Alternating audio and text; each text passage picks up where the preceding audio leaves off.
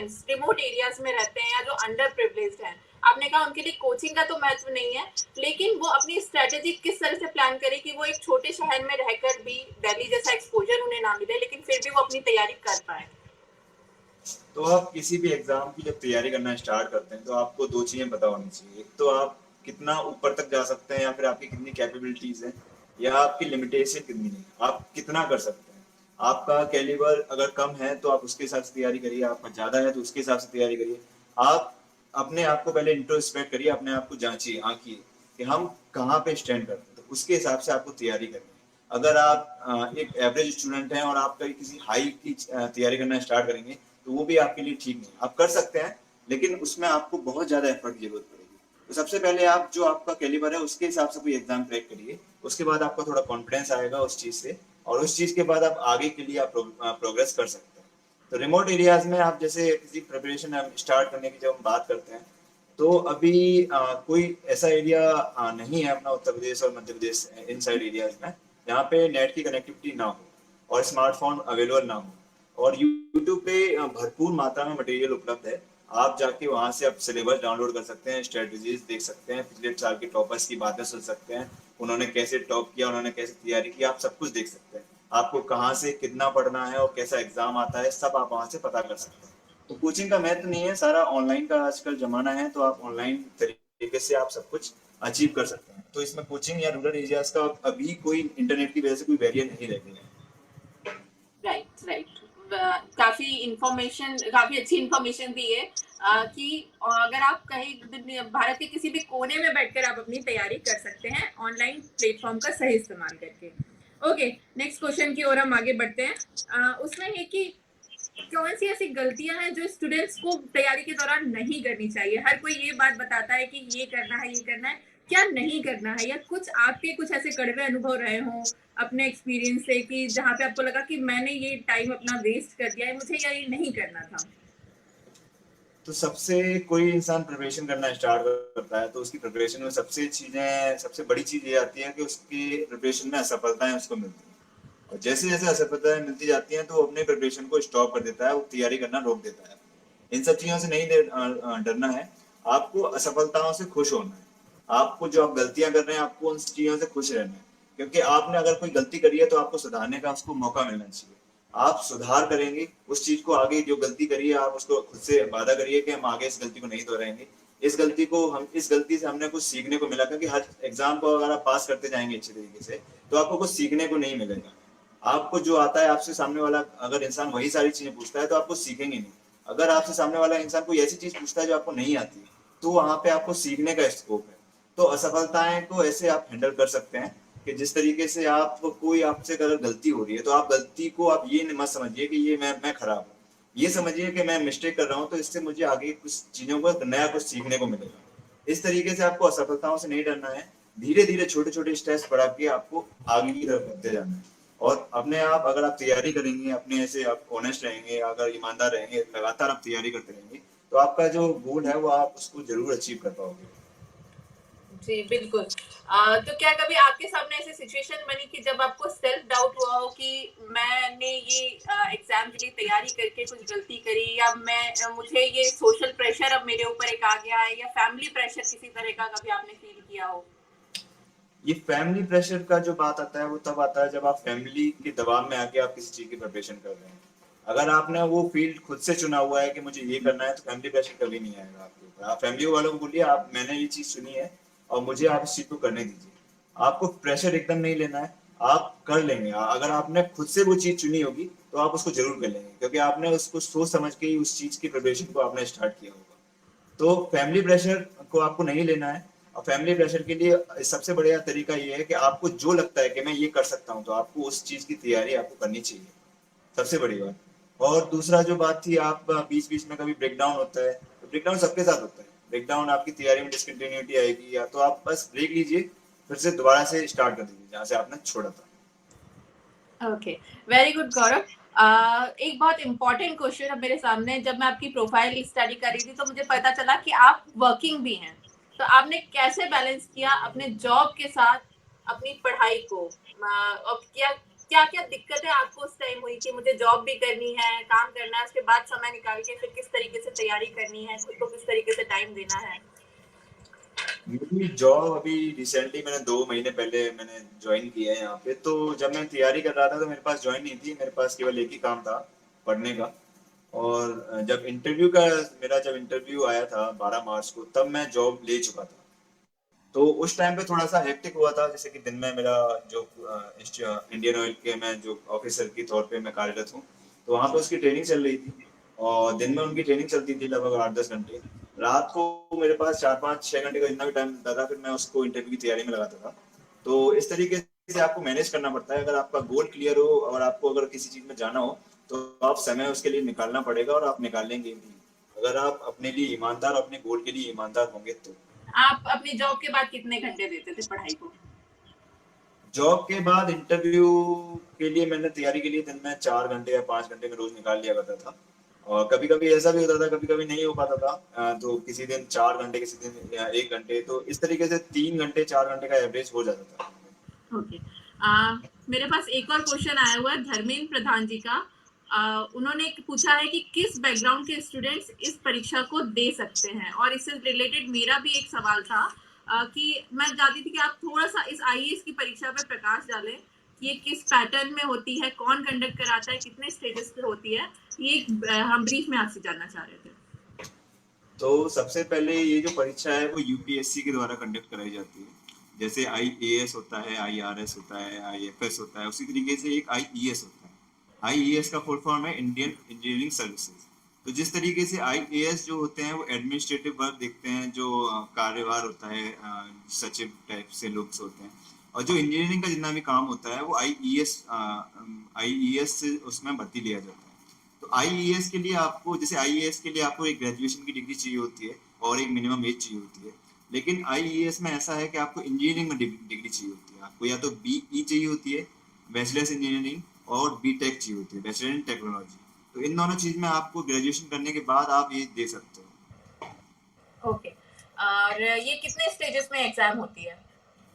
ये जो एग्जाम है यूपीएससी के बाकी एग्जामों की तरह इसकी 3 स्टेज होती हैं। सबसे पहला एक प्रीलिम्स होता है, उसके बाद एक मेंस एग्जाम होता है, उसके बाद इंटरव्यू होता है। प्रीलिम्स की exam I guess objective type की होती होगी जैसे अन्य एग्जाम्स होती हैं यूपीएससी की। प्रीलिम्स में 2 पेपर आते हैं, एक पेपर 300 मार्क्स का आता है, एक पेपर 200 मार्क्स का आता है। 300 पेपर थ्योरेटिकल होता है, जो हमारा टेक्निकल पार्ट होता है उसमें से आता है।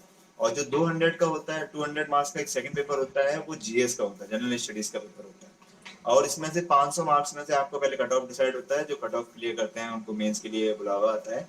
और फिर मेंस में 2 एग्जाम होते हैं। मेंस में जो 300 मार्क्स के 2 एग्जाम होते हैं, जो कि पूरे टेक्निकल होता है, उसमें जीएस का, जनरल स्टडीज का कोई भी पार्ट नहीं होता है। उसके बाद प्रीलिम्स और मेंस का मिला के एक और कट ऑफ जारी की जाती है, जिससे कि आपको इंटरव्यू के लिए कॉल आता है।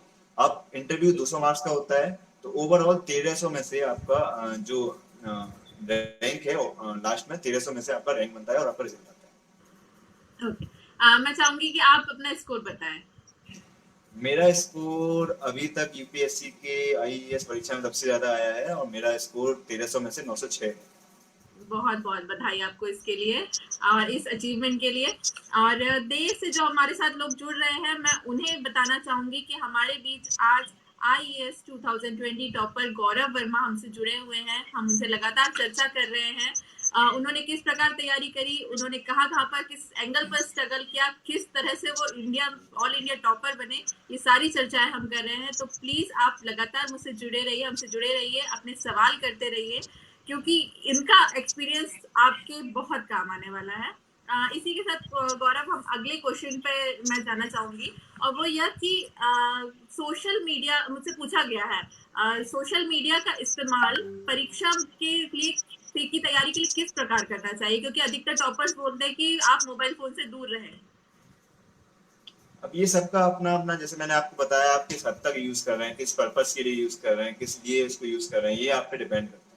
आप जैसे YouTube पे अगर अगर ऐसी चीजें देख रहे हैं जिससे आपका टाइम बर्बाद हो रहा है, तो वो आपके लिए सही नहीं है। तो YouTube पे जो भी सोशल मीडिया प्लेटफॉर्म है वो सभी लोगों के लिए, अच्छे लोगों के लिए अच्छी नॉलेज मिलेगा उसमें, और जो टाइम पास वाले लोग हैं उनके लिए टाइम पास नॉलेज भी मिलेगा उसमें। तो आप पे डिपेंड करता है कि आप सोशल मीडिया प्लेटफॉर्म का यूज कैसे करना चाहते हैं। यूट्यूब पे इतना सारा वीडियोस पड़ा हुआ है कि अगर आप घर से बैठ के किसी भी एग्जाम की तैयारी करना चाहते हैं तो घर पे बैठ के आराम से तैयारी करके और उसको आराम से क्रैक कर सकते हैं। तो ये पर्सन टू पर्सन वेरी करता है। अगर आपको लगता है कि आप बहुत ज्यादा डिस्ट्रैक्शन होता है आपको सोशल मीडिया प्लेटफॉर्म से, तो आप उस चीज को आप बंद करके रख सकते हैं। जितना भी आप जितने समय तक आप तैयारी कर रहे हैं उस समय तक उससे आप दूरी बना सकते हैं। नहीं तो अगर आप उसको यूज करना है तो आप उसको अच्छी चीजों के लिए यूज करें। ओके, इसी के संबंध में मेरे पास एक सवाल हमेशा मुझसे स्टूडेंट करते रहते हैं। वो ये होता है कि यूट्यूब पे या ऑनलाइन गूगल वगैरह पे इतना ज्यादा मटेरियल है, यूट्यूब पे इतने ज्यादा वीडियोस हैं, हम कैसे सेलेक्ट करें कि हमें क्या पढ़ना है, क्या समझना है, वहां से क्या ग्रैब करना है, क्या छोड़ना है? इसमें बहुत कंफ्यूज रहते हैं स्टूडेंट्स अक्सर, और बहुत ज्यादा उनका टाइम भी जाता है इसमें। तो इसके लिए आप दो तरीके इस्तेमाल कर सकते हैं। या तो आपके साथ में जो पहले से जिन्होंने उस चीज को क्वालिफाई कर रखा हो, जो पहले के टॉपर्स हों, या फिर पहले जिन्होंने क्वालिफाई कर रखा है उस एग्जाम को, आप उनसे पूछिए कि आपको किस मटेरियल को या मैं किस वीडियोस में या फिर कहाँ से आपको स्टडी करनी है। या फिर आप करिए जैसे कि आप जिस परीक्षा की तैयारी कर रहे हैं उसमें 10 या 12 सब्जेक्ट है, एक सब्जेक्ट का उठाइए और एक सब्जेक्ट के मान लीजिए 10 टीचर्स यूट्यूब पे मौजूद हैं, तो उन 10 की वीडियो देखिए। आपको कौन सबसे ज्यादा अच्छा समझा पा रहा है, आप उसकी वीडियो को फॉलो करिए और केवल उसकी वीडियोस को फॉलो करिए। ये तरीके हैं अगर आपको सिलेक्ट करना हो तो। ओके, और क्या आपने किसी तरह की टेस्ट सीरीज ज्वाइन की हुई थी, या टेस्ट सीरीज का कितना महत्व है, या मॉक इंटरव्यूज का कितना महत्व है? अगर आप किसी चीज की प्रिपरेशन करते हैं तो आपको खुद हमेशा ये लगता रहता है कि आपको सब कुछ आता है, लेकिन इस चीज को चेक करना बहुत जरूरी रहता है कि आप कितने पानी में हैं। तो इस चीज को चेक करने के लिए मॉक टेस्ट का सबसे ज्यादा महत्व रहता है। आप एग्जाम से पहले मॉक टेस्ट को जरूर दीजिए। आपको पता चलेगा कि आप जैसे कि अगर 10,000 बच्चे हैं, 10,000 बच्चों में आप कहाँ पे स्टैंड कर रहे हैं। अगर 10,000 बच्चों में आपका 100 रैंक अगर इधर आ रहा है, तो आप एग्जाम में अगर 200 सीट्स या 200 सीट्स है तो आप वहां पे भी आप स्कोर कर सकते हैं। तो मॉक टेस्ट से आपको पता चलता है। आपका रैंक अगर 1,000 आ रहा है तो आप सोचेंगे कि मुझे और मेहनत की जरूरत है, तो आपको अंदर से एक इंट्रोस्पेक्ट करने का समय होता है कि हाँ, मैं अभी इस भीड़ में थोड़ा नीचे एग्जिट कर रहा हूँ और मुझे थोड़ा सा ऊपर चढ़ के आना है। इसके लिए मुझे थोड़ी सी और मेहनत करनी है। और मॉक टेस्ट ये भी होता है कि हमको ये पता चलता है कि हम किस एरियाज में वीक है। हमें जो भी जितने सारे सब्जेक्ट होते हैं उसमें कुछ सब्जेक्ट ऐसे होते हैं जो जिनको हमको अच्छे से आते हैं, या फिर कुछ ऐसे होते हैं जो हमको थोड़ा सा जिसमें हम कमजोर होते हैं। तो आपको केवल और केवल उन सब्जेक्ट्स पे काम करना है जो आपको कमजोर है, और ये सब आपको केवल और केवल मॉक टेस्ट से पता चलेगा। ओके, मेरे पास एक सवाल है मयंक सिंह का। ये इन्होंने पूछा है कि civil also tell us about sources of civil engineering, like where we practice questions and how to improve calculation. आपको प्रैक्टिस करने के लिए आप प्रीवियस ईयर आप कहीं से ले सकते हैं, या फिर किसी कोचिंग इंस्टीट्यूट का आप टेस्ट सीरीज मार्केट में अवेलेबल रहता है, आप उसको लेके आप घर पे प्रैक्टिस कर सकते हैं अगर आप कोचिंग नहीं कर रहे हैं तो सबसे अच्छा माध्यम तो यही है, प्रीवियस ईयर आप करिए। आपको उससे अंदाजा हो जाएगा कि किस तरीके के क्वेश्चन पूछे जाते हैं, कहाँ से कौन से सिलेबस में कहाँ से ज्यादा क्वेश्चन आते हैं, कहाँ से कम क्वेश्चन आते हैं। आपको इस चीज का अंदाजा हो जाएगा और आपको ये पता चल जाएगा आपको किस चीज पे ज्यादा फोकस करना है, किस चीज को आपको छोड़ना है। और आप मॉक टेस्ट ले सकते हैं, जैसे कि आप 2020 या 21 का देने वाले हैं, 2020 के, 2019 के, 2018 के मॉक टेस्ट मार्केट में अवेलेबल रहते हैं। आप उनको खरीद के आप उनसे आप तैयारी कर सकते हैं, और इससे आपको जो गलतियां हो रही हैं उन मॉक टेस्ट में, उन गलतियों को आप लगातार सुधार कर सकते हैं। ओके, और इन्होंने कैलकुलेशन इंप्रूव करने के लिए पूछा है। कैलकुलेशन इंप्रूव करने का बस एक तरीका है, आपको प्रैक्टिस करनी पड़ेगी। आपको जो गलती हो रही है आप उसको आप नोट करिए। आप कोई क्वेश्चन आपसे गलत हुआ है तो आप देखिए। आपका हमेशा यही होता है कि आप कोई भी एक तरीके का अगर क्वेश्चन गलत होता है तो उसमें एक पर्टिकुलर जगह पर ही गलती होती है। तो आपको जगह पता करनी है आप कहाँ पे हमारा सबसे ज्यादा गलती हो रही है। तो आप सबसे पहले तो उसको सुधारने की कोशिश करिए, और जब आप अगली बार उसको अटेम्प्ट करें तो उस जगह पे आपको दिमाग में पहले से पता होना चाहिए कि मुझे इस क्वेश्चन में इस जगह पे मेरी गलती होने के चांसेस सबसे ज्यादा है। तो वहां पे थोड़ा सा केयरफुल रहिए, क्योंकि एक्यूरेसी बहुत ज्यादा मैटर करती है इन सभी कॉम्पिटिटिव एग्जाम्स में। ओके, इसी के साथ मेरा भी एक सवाल था कि बिगिनर्स को किस प्रकार से अपनी स्ट्रैटेजी प्लान करनी चाहिए। अगर कोई लास्ट ईयर ग्रेजुएशन के लास्ट ईयर में है, या किसी ने जस्ट शुरुआत करी है एग्जाम की, तो उन्हें अपना पूरा साल भर का प्लान किस प्रकार तैयार करना चाहिए, और शुरू के 2-3 मंथ्स में पर्टिकुलरली उन्हें कैसे प्लान करना चाहिए? क्योंकि सिलेबस तो सभी के पास होता ही है जो लोग अवेयर होते हैं, लेकिन साथ ही इतना ज्यादा स्टडी मटेरियल है पढ़ने के लिए, क्या पढ़े क्या छोड़े। कौन सी नहीं लें, किस कोचिंग के नोट्स लें, ये सारा कंफ्यूजन कैसे बिगिनर्स पर्टिकुलर उन पे फोकस करके आप आंसर करिए। तो सबसे पहले अगर आप स्टार्टिंग कर रहे हैं तो आपको ये देखना है कि जो अगला एग्जाम आ रहा है उसमें कितने दिन का समय है। जैसे कि आपको 10 महीने का समय है तो आप स्टार्टिंग में उसके 2-3 मंथ आप बेसिक्स क्लियर करने में कर सकते हैं।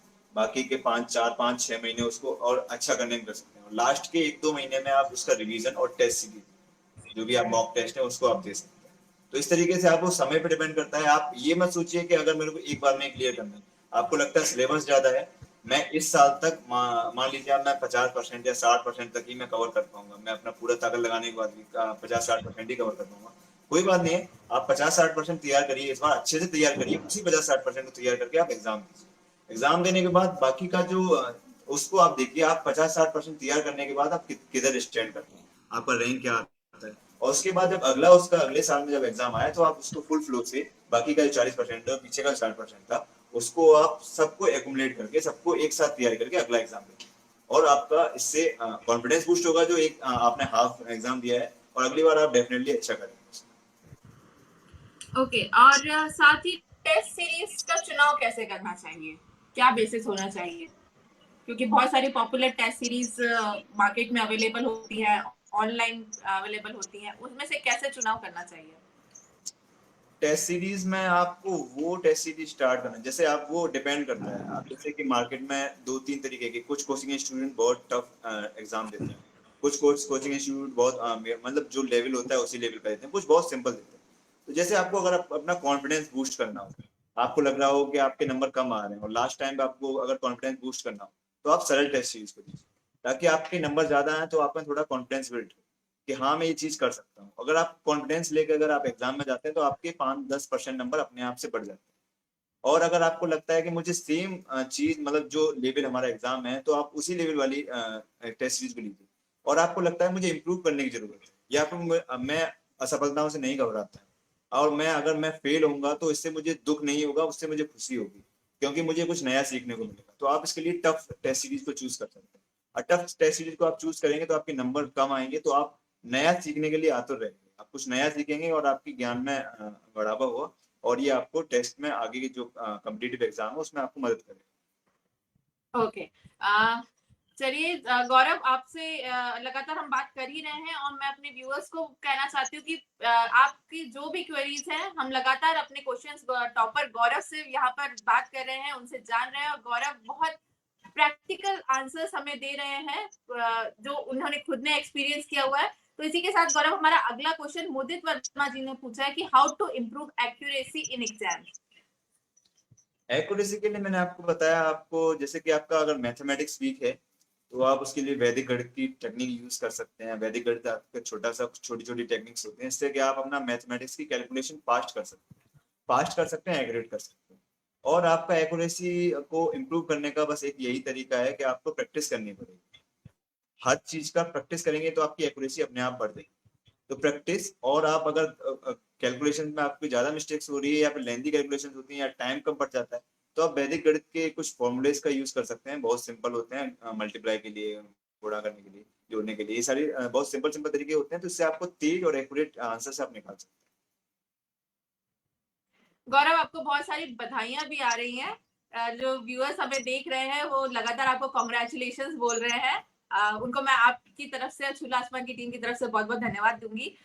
नेक्स्ट एक क्वेश्चन आया है कि इंटरव्यू के लिए किस प्रकार से तैयारी करनी चाहिए। अब इंटरव्यू, आप जैसे मैं यूपीएससी के इंटरव्यू की बात करूं तो वो इंटरव्यू में आपका टेक्निकल नॉलेज नहीं देखते हैं, आपने क्या पढ़ा हुआ है, वो क्या कितना आता है आपको, वो नहीं देखते। वो देखते हैं कि आपका कॉन्फिडेंस कितना है, आप कितने अच्छे से, क्योंकि आप एक गैजेटेड ऑफिसर बनने वाले हैं, आपके ऊपर बहुत सारा प्रेशर आएगा, आपके ऊपर बहुत सारी जिम्मेदारी आएंगी, तो आप उस प्रेशर को और उस सिचुएशन को आप कैसे आप टैकल करते हैं। जैसे कि मैं एग्जांपल देना चाहूंगा, जब मेरा इंटरव्यू हुआ था, टेक्निकल इंटरव्यू हुआ था पूरा, तो मैंने उसमें केवल और केवल 40% क्वेश्चन के आंसर दिए होंगे।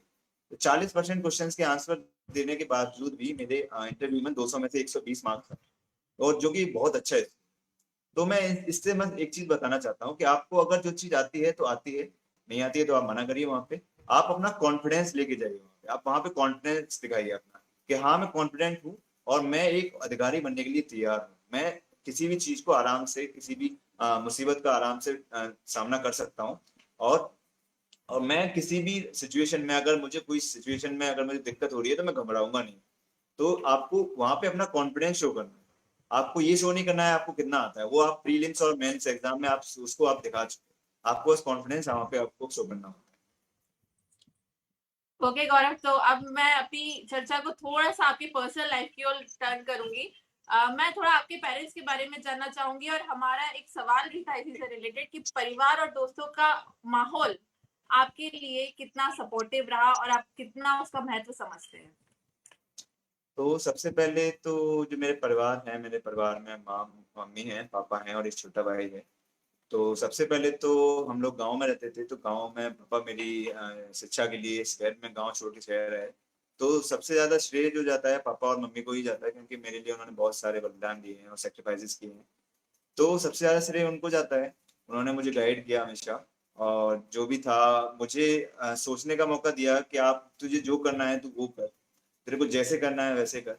और अब एक मैं मेरे कमल भैया हैं, मैं उनका भी नाम लेना चाहूंगा। उन्होंने ही मुझे गाइड किया, और उन्हीं की वजह से आज मैं, उन्होंने ही मेरे को बताया था कि इंजीनियरिंग सर्विसेज नाम का एग्जाम होता है। तो उन्हीं की वजह से मैंने 12th में मैंने बीटेक की तरफ अपना रुझान किया। मैंने सिविल इंजीनियरिंग, और लास्ट में जाके मैंने ईएस का एग्जाम दिया। दोस्तों की बात करें तो दोस्तों, जब आप किसी चीज का प्रिपरेशन करते हैं तो आपके लिए एक दोस्त की बहुत जरूरत होती है। तो मेरे साथ मेरा एक रूममेट था, जो हम, मैं और वो दोनों के दोनों तैयारी कर रहे थे। तो ये होता है कि आप जैसे कि दो लोग हैं, तो आपका कभी मूड नहीं हुआ पढ़ने का, तो कुछ हुआ तो आप बात कर सकते हैं, या फिर कुछ मूवीज देख सकते हैं साथ में, या घूमने जा सकते हैं। तो एक साथ में तैयारी करने वाले की एक अलग महत्व रहता है। अगर आपका दोस्त हो वो, तो ये तो और अच्छा हो जाता है, क्योंकि दोनों को पता रहता है कि आपको कहाँ पे, अगर आप किसी चीज में अटक रहे हैं तो वो आपकी मदद कर सकता है, और अगर वो किसी चीज में अटक रहा है तो आप उसकी मदद कर सकते हैं। तो इससे आपका दोनों का ही ओवरऑल पॉजिटिव इंप्रूवमेंट होता है। तो दोस्तों और फैमिली का बहुत महत्व रहता है इन सब चीजों में। ओके, और आपका सक्सेस मंत्रा क्या था? मेरा सक्सेस मंत्रा ऐसे तो कुछ नहीं था, बस एक बार सिलेबस कवर किया, उसके बाद मैंने मॉक टेस्ट दिए हैं। मॉक टेस्ट मैंने इतने दिए हैं कि प्रीलिम्स में मैंने जब एग्जाम देने गया था उसमें मैंने लगभग 30-40 मॉक टेस्ट दिए होंगे। जब मेंस का एग्जाम देने गया था तो मैंने लगभग 60 से लेकर 70 मॉक टेस्ट दिए होंगे। और जब इंटरव्यू दिया था तो मैंने उससे पहले भी मॉक इंटरव्यू दिए थे 2-3। तो आप पहले रिवीजन करिए। आपको मतलब आप पहले एक बार सिलेबस पूरा अपना कवर करिए, उसको एक बार रिवाइज करिए, और उसके बाद आप मॉक टेस्ट देना स्टार्ट करिए। क्योंकि आप मॉक टेस्ट में आप जो गलतियां करेंगे वो आपको सुधारनी है। तो मेरा ये है कि आपको, जैसे कि आप किसी एक फॉर्मूला का, ये आपको एक सवाल लेके आते हैं, तो उससे आपका गलती होना है एक बार, तो वो आप गलती सीधे एग्जाम में जाके करते हैं, या वो उससे पहले मॉक टेस्ट में कर लेते हैं। क्योंकि अगर आपको गलती वो मॉक टेस्ट में हो चुकी है तो आपको पता रहेगा कि इस क्वेश्चन में मेरी इस तरीके से गलती होती है। अगर वो क्वेश्चन अगर असली एग्जाम में आएगा तो आप वहां पे उसको गलती करने से बचेंगे, और आपका वो मार्क्स जो कटने वाले होंगे वो बच जाएंगे। ऐसे ही धीरे धीरे आप में ओवरऑल इंप्रूवमेंट होगा, और आपका एग्जाम बहुत अच्छा जाएगा। ओके, जैसे आपने बताया आप ग्रामीण परिवेश से हैं, तो गांव के बच्चे अक्सर बड़े शहर के एक्सपोजर से ही डरते हैं, और इतनी बड़ी परीक्षा का तो नाम लेते हुए ही डरते हैं। आप उन्हें क्या मैसेज करना चाहेंगे, कैसे मोटिवेट करना चाहेंगे? आपको कुछ नहीं देखना है, आपको बस ये देखना है कि हाँ ये एग्जाम है, और मेरे अंदर इतना कैलिबर है, मैं, मेरे अंदर इतनी क्षमता है कि मैं इसको क्रैक कर सकता हूँ। बस आपको स्टार्ट करना है प्रिपरेशन, आपको कुछ नहीं देखना है। आपको खुद से तैयारी करनी है, और खुद से अपने आप को कंपटीशन करना है। आपको खुद से लड़ाई लड़नी है, खुद खुद को इम्प्रूव करना है। बाकी का जो इन्वायरमेंट है उसको अगर आप देखने लग जाएंगे तो आप डिमोटिवेट, क्योंकि ग्रामीण बच्चा थोड़ा सा उसको रहता है कि मतलब मैं इन सबसे पीछे हूँ। आप पीछे ना होते हुए भी इस सोच की वजह से पीछे हो जाते हैं कि आपको ये लगता है कि मैं इनसे पीछे हूँ। तो आपको किसी से कंपटीशन नहीं करना है, आपको खुद से कंपटीशन करना है। अगर आप खुद से कंपटीशन करेंगे तो आपका हमेशा इंक्रीमेंट ही होगा, आप हमेशा ग्रो ही करेंगे। ओके गौरव, तो अब मैं आपसे जानना चाहूंगी कि अब आपको के अपने भविष्य को लेकर आपकी क्या रणनीति है आगे, आप कहाँ अपने आप को देखना चाहते हैं आगे आने वाले साल में, और किस क्या आपके अगले उद्देश्य है? एक तो आपने बहुत अचीव माइलस्टोन अचीव किया है, नेक्स्ट आपका क्या प्लान है?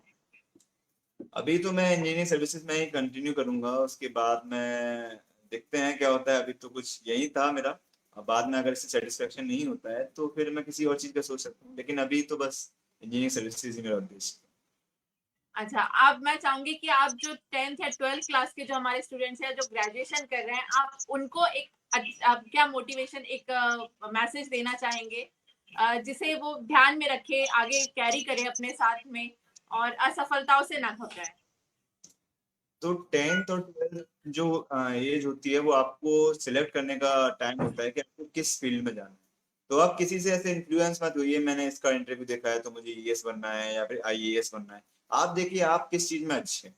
आप जिस चीज में, आप अगर खेल में अच्छे हैं तो आप खेल में आगे जा सकते हैं, पढ़ाई में अच्छे हैं तो आप पढ़ाई में आगे जा सकते हैं। अगर आप कॉमर्स में अच्छे हैं तो आप कॉमर्स में जा सकते हैं, डॉक्टर मतलब एमबीबीएस कर सकते हैं। तो आप देखिए आपका किस चीज में इंटरेस्ट है। आपका जिस चीज में अगर आपको इंटरेस्ट लगता है, क्योंकि जो जिस चीज में आपका इंटरेस्ट नहीं होगा उसका आप एग्जाम कभी क्लियर नहीं कर पाएंगे, क्योंकि उसमें आपको कभी फील नहीं आएगा और आप किसी उसको एग्जाम से आपको देने में हमेशा डर लगेगा। तो आप केवल उस फील्ड में आप जाने की ट्राई करिए। आप सबसे पहले उस चीज को ढूंढिए कि मुझे इस चीज में मुझे अच्छा लगता है, या मैं इस चीज को मैं अपनी लाइफ टाइम तक कंटिन्यू कर सकता हूँ। जैसे मुझे लगता था कि मैं इंजीनियर अगर बन जाऊंगा तो मैं रोडों को बनाते हुए, रोड्स को बनाते हुए या फिर बिल्डिंग्स को बनाते हुए मैं अपना पूरा लाइफ टाइम गुजार सकता हूँ। जैसे कोई डॉक्टर है तो वो मरीजों की सेवा करते हुए या फिर कुछ किसी तरीके से। तो ये इंसान को सबसे पहले मतलब बच्चों को ये सोचना चाहिए कि मैं किस चीज में अपना जीवन बिना बोर हुए मैं उसमें काट सकता हूँ, सबसे पहली बात। उसके बाद आपको अगर ये चीज पता चल जाती है बहुत अच्छी बात है। अगर आपको नहीं पता चलती, अपने माँ बाप से पूछे, पापा मैं किस चीज में अच्छा हूँ, मम्मी मैं किस चीज में अच्छा हूँ। तो आपके जब एक बार ये कंफर्म हो जाएगा कि मैं इस चीज में अच्छा हूँ या मैं इस चीज में अपना जीवन व्यतीत कर सकता हूँ, उसके बाद उसका आप फॉलो करिए किसी एक इंसान को, या फिर टीचर से पूछिए कि सर मुझे इस फील्ड में जाना है तो मुझे सर आप प्लीज गाइड करिए। या फिर बाद में अगर आपका कोई आसपास में कोई उस फील्ड में पहले से कोई इंसान मौजूद हो या फिर पढ़ रहा हो या उस फील्ड में सफलता प्राप्त कर चुका हो, आप उसके पास जा सकते हैं और उससे आप गाइडेंस लेके आप उस तरीके से आप अपनी तैयारी स्टार्ट कर सकते ओके। गौरव, अब हम अपने सेशन के एंड स्टेज लास्ट स्टेज पर ही हैं और मेरे पास एक क्वेश्चन आया है कि जब भी जो मुझे भी फील होता है as a career counsellor, generally students मुझसे पूछा करते हैं कि जब भी वो किसी, जैसे आपने आईआईटी बीएचयू से बीटेक की डिग्री हासिल करी, आपके सामने प्लेसमेंट होगा, अच्छी जॉब होगी, मल्टीनेशनल कंपनी में काम करने के ऑप्शन होंगे और साथ ही गवर्नमेंट जॉब के लिए तैयारी होगी जो पूरी तरह से अनसर्टेन होती है। तो इन दोनों के बीच में चूज करना कितना आपके लिए कभी डिफिकल्ट रहा, या जिन लोगों को चूज करना है वो कैसे अपना लक्ष्य डिसाइड करें? जनरली कंफ्यूजन आ जाता है और इतनी परिपक्व एज होती नहीं है 19-20 साल की कि वहां पर वो ये डिसाइड कर सकें। अब प्राइवेट एंड गवर्नमेंट सेक्टर के दोनों के अलग अलग फायदे और नुकसान हैं। आपको पहले से डिसाइड करना होगा कि आपको कहाँ जाना है। तो इसके लिए आप सबसे पहले तो आप देख सकते हैं कि आपको फायदा गवर्नमेंट में क्या फायदा है या प्राइवेट में क्या फायदा है उस चीज से, और नुकसान किस चीज में आपको मिल रहा है। तो आप उस चीज को पहले आप इंट्रोस्पेक्ट करिए। उसके बाद देखिए कि अगर मैं गवर्नमेंट में जाता हूँ उसमें आगे कितना कंपटीशन। अगर अपनी जॉब सिक्योरिटी, जैसे अभी कोविड का टाइम चल रहा है तो जॉब सिक्योरिटी अभी कहीं पे प्राइवेट सेक्टर में नहीं है। तो आप पहले देखिए कि आप जॉब सिक्योरिटी, जैसे कि मैं अगर प्राइवेट में जा रहा हूँ तो मुझे अभी जॉब मिल जा रही है, लेकिन अगर मैं तैयारी करने जाता हूँ तो मुझे जॉब मिलने के चांसेस अभी मान लो मुझे 2 साल तैयारी करना पड़ सकता है या 3 साल तैयारी करना पड़ सकता है। तो मुझे घर की कंडीशन मेरी सही नहीं है, फाइनेंशियल कंडीशन सही नहीं है। तो आप ऐसा कर सकते हैं कि आप 1 साल प्राइवेट में जॉब कर सकते हैं, थोड़ा सा पैसा कमा सकते हैं। उसके बाद में आप अपना जो भी स्पेन था, आप घर वालों से थोड़ा इंडिपेंडेंट हो जाएंगे। घर वालों पे आप थोड़ा सा फाइनेंशियली इंडिपेंडेंट होने के बाद खुद से आप चीजें कर सकते हैं। तो आपको ये देखना है आपका कंडीशन कैसा है और आपको किस चीज में अच्छा लगता है। जैसे मुझे जो था स्टार्टिंग से मेरा रुझान जो था वो इंजीनियरिंग सर्विसेज में की तरफ था। तो मैं कॉलेज प्लेसमेंट में मैंने कभी ध्यान नहीं दिया। तो और ऐसे ही मेरे काफी बहुत सारे दोस्त थे जो कॉलेज से प्लेसमेंट लेके अभी प्राइवेट कंपनीज में जॉब कर रहे हैं। तो ये पर्सन टू पर्सन वेरी करता है। आप देखिए अपना कंडीशन देखिए, अपनी फैमिली का कंडीशन देखिए और थोड़ा फ्यूचर का आप सिक्योरिटी देखिए कि आप कहाँ पे आपको खुशी मिलेगी और कहाँ पे आपका जॉब सिक्योर है। राइट गौरव। तो एक आखिरी क्वेश्चन और लेते हैं। सफलता और असफलता में अंतर गौरव के अकॉर्डिंग क्या है? असफलताएं से ही होते हुए इंसान सफलताओं तक पहुंचता है। असफलताओं से घबराना नहीं है, असफलताओं से हमको सीखना है। अपनी गलतियों से सीखेंगे नहीं तब तक हम आगे नहीं बढ़ते। अगर जब भी मैं किसी कोई मॉक टेस्ट या फिर कुछ देता था तो अगर मेरे से कोई गलती होती थी या फिर मेरे मॉक टेस्ट में मार्क्स कम आते थे तो मुझे दुख होने के बजाय थोड़ा सा अच्छा लगता था कि इस एग्जाम में मेरे को थोड़े कम मार्क्स आए हैं। तो इस एग्जाम में मेरी ज्यादा गलतियां हुई हैं, तो इस एग्जाम में मुझे ज्यादा गलतियों की अपने आप गलतियों को सही करने का मौका मिल रहा है। तो इस तरीके से आपको सीखना है। आपको ये बहुत आसान चीज नहीं है। आपको असफलताओं से आपको सीख लेना बहुत आसान चीज नहीं है। अगर आप ये चीज सीख जाएंगे तो आप कोई भी एग्जाम आराम से निकाल सकते हैं। असफलताओं से आपको सीख लेना ये बहुत जरूरी है। अगर आप असफलताओं से सीख लेते जाएंगे तो आपको कभी ना कभी सफलता जरूर मिल जाएगी। Okay Gaurav, thank you so much. आज का ये सेशन आपके साथ बहुत अच्छा रहा। मैं उम्मीद करती हूँ कि हमारे बहुत सारे स्टूडेंट्स और बहुत सारे व्यूअर्स के लिए ये बहुत लाभदायी होगा और वो आपसे प्रेरणा पाएंगे और आपकी ही तरह तो कुछ अच्छा अचीव करने की वो लगातार कोशिश करते रहेंगे। छू लो आसमान किसने रोका है कि पूरी टीम की तरफ से आपको बहुत बहुत धन्यवाद और एक अच्छे भविष्य के लिए जिस प्रकार आज आपने IAS 2020 में आपने ये सफलता अर्जित करी है, देश में प्रथम स्थान लाया है, अपने परिवार को एक गौरव दिलाया है, साथ ही आप आगे भी इसी तरह सफल होते रहे और अपने समाज को, देश को आप इसी प्रकार अपना कंट्रीब्यूशन देते रहें। इन शुभकामनाओं के साथ थैंक यू सो मच। और साथ ही मैं हमारे व्यूअर्स से कहना चाहूंगी कि हम लगातार इसी तरह आपसे जुड़ते रहेंगे और टॉपर्स को और सफल व्यक्तियों को आपके सामने लाते रहेंगे, क्योंकि कोविड का समय चल रहा है, देश में स्थिति बहुत गंभीर है। आप मास्क लगाइए, घर पर रहिए, सोशल डिस्टेंसिंग मेंटेन करिए, अपना पूरा ख्याल रखिए और इस समय का हम पूरा फायदा उठाएंगे हम इस ऑनलाइन माध्यम से, क्योंकि एग्जाम तो देना ही है, हमें अपने सपनों को नहीं छोड़ना है। तो हम इस ऑनलाइन प्लेटफॉर्म का पूरा फायदा उठाएंगे और हम आपको लगातार मोटिवेट करते रहने की कोशिश जारी रखेंगे। साथ ही मैं अपनी टेक्निकल टीम के हेड कैलाश नरवरिया जी को बहुत बहुत धन्यवाद देना चाहूंगी। आज उनकी वजह से ये सेशन बहुत सक्सेसफुली कंडक्ट हो पाया। तो thank you so much Gaurav, thank you Kailash ji, और हम आपसे मिलते रहेंगे। गुड नाइट, धन्यवाद। Thank you.